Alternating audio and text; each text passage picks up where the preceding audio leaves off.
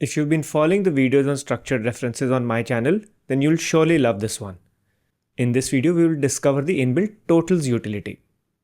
And of course, if structured references are new to you, then in the description, I'll leave a link for a few videos which you must watch before proceeding further. And in case you're familiar, then let's look at how do we calculate totals using structured references. We have this table here which is called T data. Now we want to see totals for product A, B and C. In the table design ribbon, I'll select the checkbox next to total row. And just like that, a new row appears. You can select the operation you want. I'll select the sum operation and we get the sum of all the values in the column. If you look at the formula bar, you will see that Excel uses the subtotal function.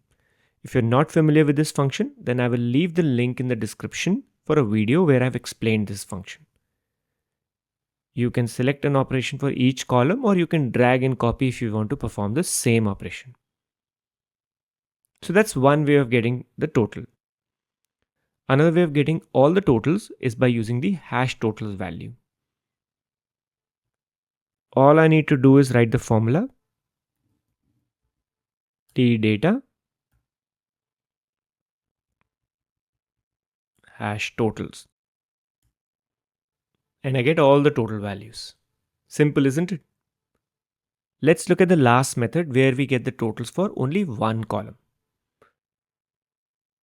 In this example, we need to get the total for product A. I will begin by writing the table name T data followed by an open square bracket.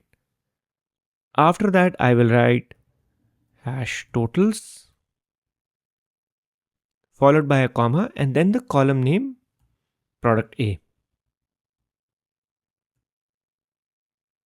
And finally, I will close the expression with a square bracket and I get the total for the product A. So these are three ways in which you can effortlessly calculate totals using structured references. If you found this tutorial helpful, make sure to give it a thumbs up. Leave a comment with any questions or topics you'd like us to cover.